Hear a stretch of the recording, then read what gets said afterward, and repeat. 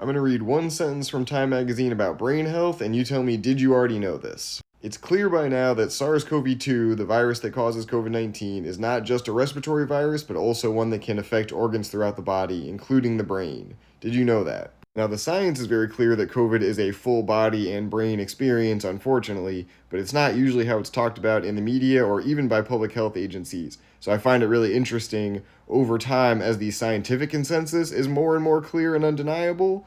News articles will put statements like this that are true, but they're just not widely talked about. And so let's look a little bit more at what does it say that COVID can do to our brains. Leading hypotheses suggest that SARS-CoV-2 may cause persistent inflammation in the brain, damage to blood vessels in the brain, and immune dysfunction so extreme it affects the brain, or perhaps a combination of all of the above.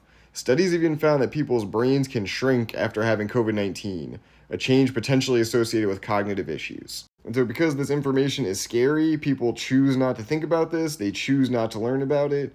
No one wants to grapple with the fact that there's this virus that impacts our brains pretty substantially that people are getting every single year. And whether you choose to ignore this or not, it doesn't change the fact that COVID messes with our immune system, it messes with our blood vessels, it messes with our brain, it messes with our heart. It's not mild.